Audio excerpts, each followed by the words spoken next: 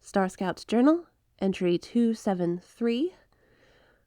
Well, my scouting mission across the Gibbon Nebula has been an unmitigated disaster. While searching for an inhabitable planet, a sneak attack by a Xeon fighter caused severe damage to my ship's engines. Not before I managed to land a shot on them as well, though. I've been forced to crash land on an unknown world. I was lucky to find this island. Initially, I thought the planet was just ocean. But this landmass appeared, like out of nowhere. No idea how I missed it. Unfortunately, that's where my luck seems to end. My ship is beyond repair. The amount of supplies I could pull from her wreckage is low. And I wasn't able to activate my distress beacon for the fleet. And if that wasn't enough, I suspect my Xeon friend crash-landed on the island as well. My best bet is to find somewhere to hunker down and establish a base. I'll keep an eye out for a food source, though that does pose a risk, since I'm a pilot, not a scientist. Well, if I end up dying from food poisoning, I'll keep you updated. Or not. Officer Luna, out.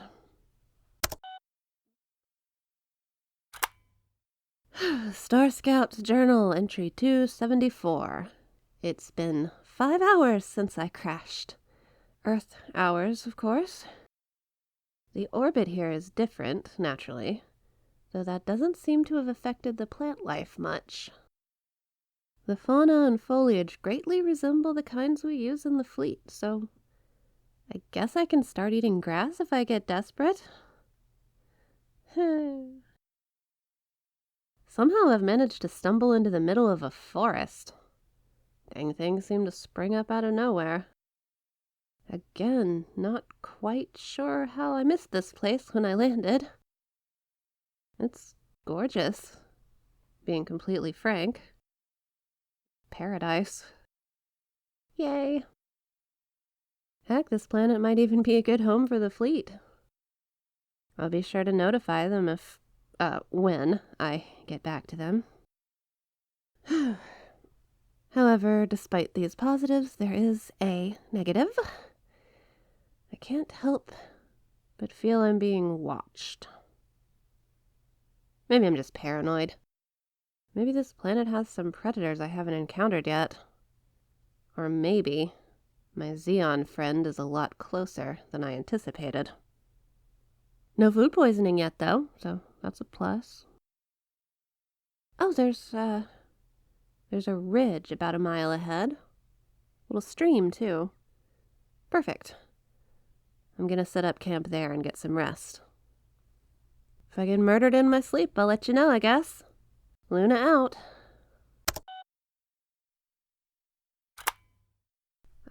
Star Scout's Journal, entry... I forget, whichever one I'm up to. Alright, okay, something weird happened last night. I got to that ridge a lot sooner than expected. The sun was finally going down. I set up a few traps in the surrounding area, was about to treat myself to some canned prunes, woo, when the Xeon pilot showed up. The traps I'd placed hadn't even phased it. Unfortunately, it was about to do that to me, with the phaser pistol it was carrying. It had me dead to rights, babbling its alien language. I thought I was gonna die, if I'm perfectly honest. I mean, there was no way I'd be able to draw my weapon in time. I'm not that fast. But before either of us could try to shoot the other, well, I'm still not sure what happened. 1 minute its phaser was charging up, the next it was out of its hands and somehow in the tree branches. Neither of us was sure what was happening, and then... it sounds crazy. The forest came alive and tried to grab it? No. Yeah? It made a run for it, completely understandably. Yeah, I was about to do the same, but I thought to grab this thing's phaser pistol and... well, it was somehow being absorbed into the tree? I don't know. Somebody smarter than me could explain it better, I guess. I made a run for it, climbed up a tree and kept my pistol ready in case I needed it. Thankfully, that alien didn't show up again. I don't know. Maybe the forest ate it or something. Here's hoping. But the weird thing is, I went to disarm one of the traps that was nearby, and it was gone. Not like the Xeon disarmed it or something, because the only way that guy would have found it is if it went off. No, it was gone. Like the phaser pistol was gone. This is weird. This planet is weird. I don't like this planet. This planet is weird. Anyway, I left my rations behind in the attack. Not even sure if it's worth the risk of returning to get them now that the pilot knows where I was. Heck, it probably knows where I am now. Oh. I'm not an explorer. I'm a pilot in deep space. This is not my job. Okay. I'll sleep on it. It's fine. After all, starving is no fun, so it's fine. It's fine. It's fine. Still feel like I'm being watched, by the way. I will let you know if I get stabbed in the back, or the front, or the side. What was that? It's fine. Luna out. Okay, something really weird is going on now. 2 days I've been here now, and for 2 days stuff has kept happening. No sign of the alien, but I sat down to rest yesterday, and somehow my pistol got sucked out of its holster. It completely disappeared. No trace. I headed back to the crash site to see if there's anything I missed, and the wreckage is completely gone, like the ground sucked it up. Then my tummy started growling, and I turned around, and there's an apple tree where there wasn't one earlier. At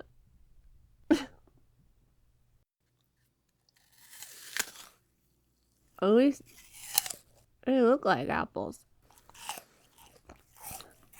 And they taste really good. I think I have an idea what's going on. It probably sounds crazy. I probably sound crazy. Do I sound crazy? I don't know. Oh, it would sound stupid if I were speaking to a scientist, but thankfully it's just me listening to this, so I can still pretend I'm at least a little smart and not crazy. So my theory is that, maybe I'll just test it. That way I won't have to actually say it out loud, will I? Hello? Hello? I know you're there. Known it since I arrived, really. I can sense you, you know. There's a presence to this place. Your presence. I understand if you can't talk, but, growing the apple tree, growing the forest. You probably grew this whole island when you saw I was going to crash, didn't you? Gave me somewhere to land. Is there some way you can give me a sign that you're real? And that I'm not crazy?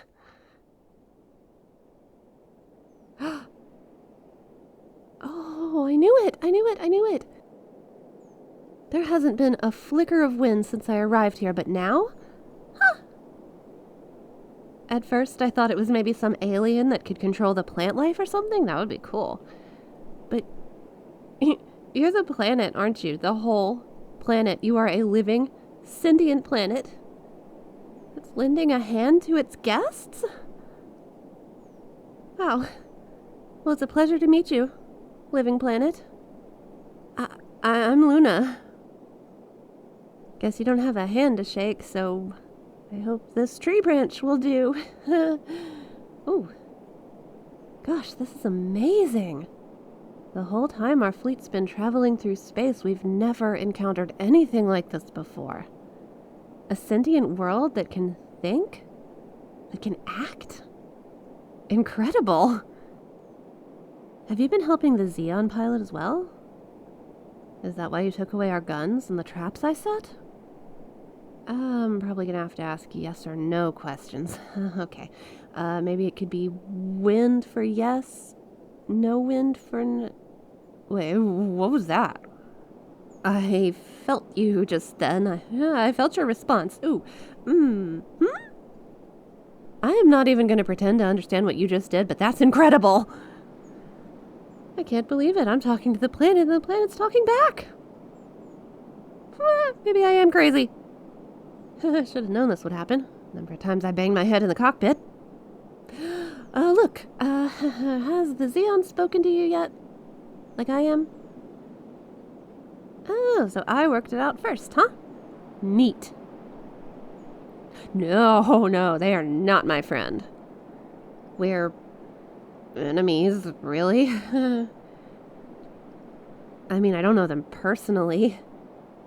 Maybe they're nice, I don't know.